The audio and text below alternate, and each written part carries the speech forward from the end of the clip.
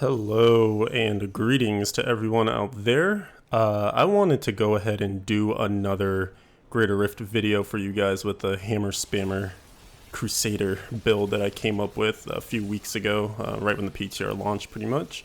I knew that the PTR was going to reset at some point. I just didn't realize it was going to be literally hours after I made this video. So kind of what's the word, fruitful timing, I suppose, that we put this thing together right before, because I didn't want to go, this is on non-seasonal, and you know, Season 4 is active on the PTR right now, so I didn't want to have to go back and refarm the set on non-seasonal just to try stuff out with all that established extra gear that I had. So I figured I would just try and take this up to a point that I thought it could do. You can see that we're inside of a Greater Rift 55, and nothing has changed too much from the original build that I presented. I am just using a couple of variants here. I made a Hellfire that ended up being pretty good, and it came with Indestructible as a passive, so that allowed me to pick up, which one did I take? I ended up going with Holy Cause, just for the extra damage, because obviously it's still a lightning build, so you know, we're not getting the extra healing off of using Holy. Although that is an element I'd like to experiment with as well. You can see things are getting pretty hot here. You know, Greater Rift 55, definitely some pretty serious damage output.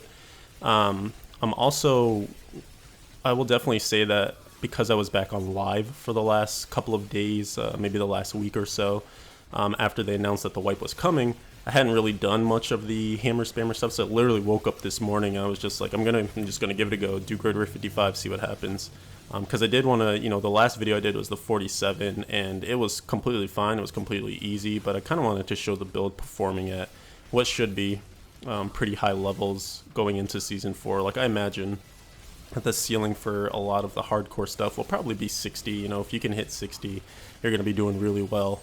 But for the most part, I would say, like, you know, mid-50s is going to be pretty accessible.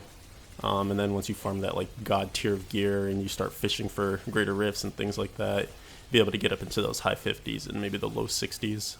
And also, of course, trying out, again, it's still early PTR too, so they could like change things. They could make the set stronger, they could make the skills stronger and different.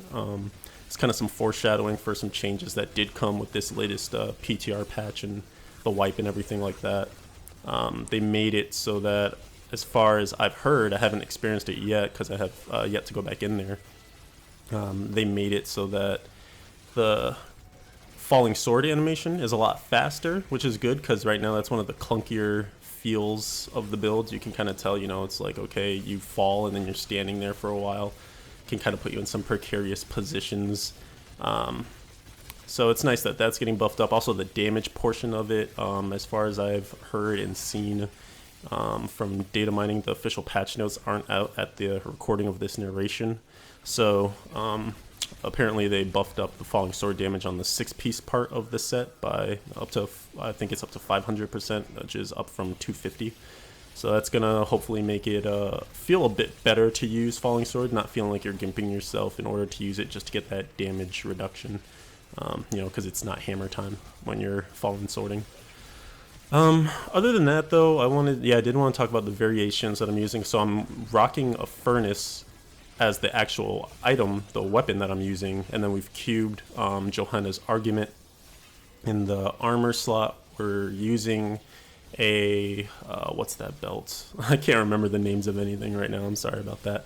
I'm using a string of ears, and I'm cubing Justice of Haull, which is the one that I, you know, talked up a lot in the preview of this build, the debut of this build. That's the one that allows your Justice to throw out hammers. And in the armors, or the ring slot, I'm using Unity, of course, and that means I'm wearing Focus and Restraint because it is a generator build. So I kind of forgot that at the beginning of this video too, so again, that kind of speaks to my a little bit of time away from the build. So at some points I wasn't like throwing out Justice to keep up the other side of whatchamacallit, of Focus and Restraint, but we eventually figured it out. And you've seen in some of the fights so far, you know, you're definitely taking some damage, so you almost want a rotation as you go through the rift of using your iron skin, and then once that is kind of like running out, or if you see you're still taking some pretty serious damage and you can't reposition yourself, then you go for the falling sword, you throw out some more hammers, you get that reset on the cooldown, And because there is a bit of CDR in the build just from like Paragon points, and I'm actually also experimenting with using the Gogok of Swiftness in this build instead of another like more defensive gem like a Molten Wildebeest or what have you. I figured Gogok of Swiftness is essentially replacing Fervor. Like, it gives you the 15% attack speed and the 15% cooldown reduction when all the stacks are up. So in a sense, it's, you know, it is that Fervor passive just in a gem.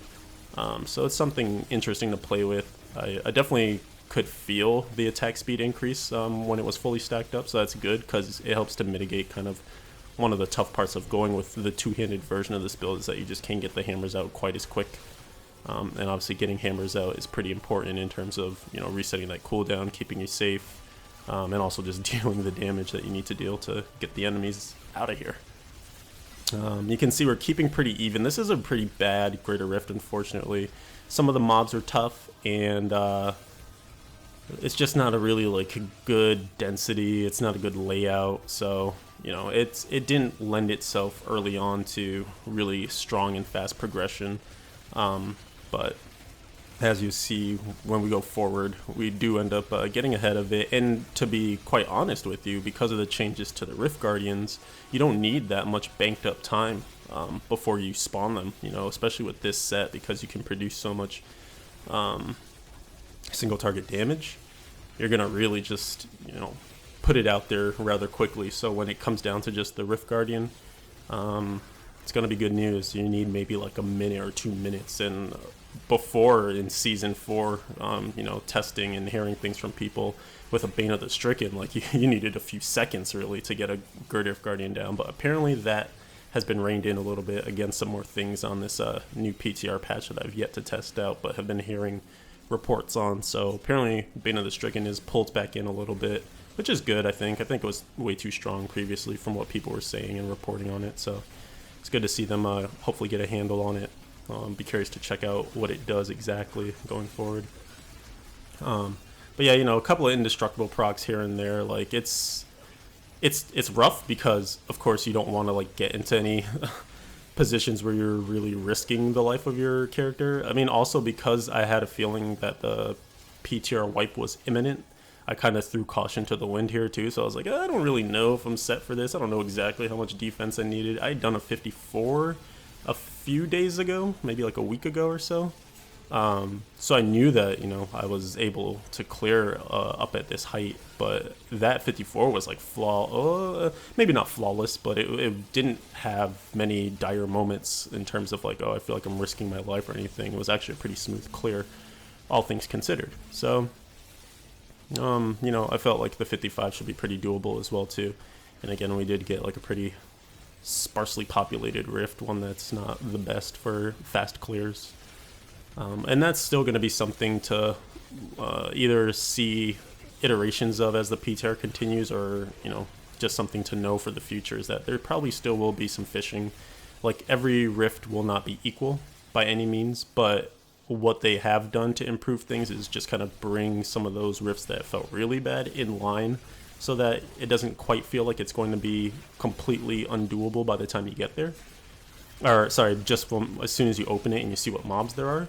So there's that, which is a good improvement. But again, like, there are just going to still be some, like, god tier rifts. Like, even right now, actually, killing Act 5 mobs, which, I mean, they are harder than most of the other mobs, so it's a good thing. But getting rifts with them, like, you get so much progression, even from just killing, like, some of the skeleton, like the, I forget, they're like the revered archers or reverent archers, I don't know what they're called, but the dudes who shoot arrows at you from Act 5 and their skeletons, they are actually worth some decent progression and pretty easy to kill. So, you know, as long as their ranged attacks don't kill you, you actually get a lot of progression from rooms of those and rooms of Act 5 mobs in general. So I don't know, there's definitely some balancing things still left to do, but I doubt that it'll ever be perfect. And I guess that's probably not what they should aim for either, because we don't want like it to be super vanilla where everything is exactly the same. Because I did like the play-by-play narration on the 47, I won't like get too much into like each specific fight here, but you can kind of see, like, to some degree you have to kite a little bit, you know, especially when there's ground effects and when they're putting things in certain locations, strategic locations. You have to make sure you're always aware of your own spacing. looking at your health and looking at your cooldowns and thinking like, okay, I can walk through this if I use this cooldown. I can Falling Sword over this, like, you know, space of ground to avoid some of that ground stuff and things like that. So you will be actively using your skills and using your Diablo sense to get you into good positioning. So it is kind of cool that it's active that way, you know, because it's a mid-ish range, melee range, depending on what version of the build you take. With the generator, it kind of has a bit of a ranged playstyle to it as well too, option to play at range. But for the most part, you are going to be like right in there, so you'll need to be able to mitigate that damage. You'll need to be able to be smart about where you position your Crusader. So looking here, we're a little bit ahead of the timer now. You notice I didn't really like skip any packs or anything like that. As my playstyle has been in general, I've never been one to like skip major packs. It probably will be a thing. It probably should be a thing still. You know, if you get nasty affixes, you can see that reflex damage is still pretty crazy too. And for this specific, I mean, they are going to change it, which is good. Like, it'll make it so that the damage that you deal in reflex damage to a reflex damaged enemy is the damage that's reflected. So you could actually like, hey, I'm going to be using only lightning damage in this build. I'll wear a Zephyrian Amulet, and actually like reflex damage won't do damage to me anymore. So that's something that's kind of that'll lend itself to cool gameplay, like ways to kind of work around affixes. But for the most part, like with Blessed Hammer, because you can't really control what gets hit, and you're throwing out so many hammers, like reflex can absolutely eat your lunch, so you got to be careful in some of those situations. There's actually a great example of that coming up that I remember from this run. But yeah, I don't know, like for the most part, again, like I was saying, you don't need a lot of time before you hit that Greater Rift Guardian, so we're looking pretty good here. You can see there, like, reflex damage just absolutely like destroyed me, and here I'm thinking, fire chains, probably don't want to be in a narrow area with these guys, but I do want to kind of fight them like one by one on the outskirts of their fire chain. So eventually they get here and it's in a nice area where I can just kind of DP, what was I going to say? DPS them down. Trying to find words right now. So that goes like that. You can see we're pretty close to finishing this guy up, and we've got a decent amount. That's probably like a minute plus, 2 minutes. I'm so bad at gauging the actual timer. But you can see we're pretty far ahead, and that's definitely enough time with the Blessed Hammer build to nuke down, especially with this version of it, because it's so burst heavy.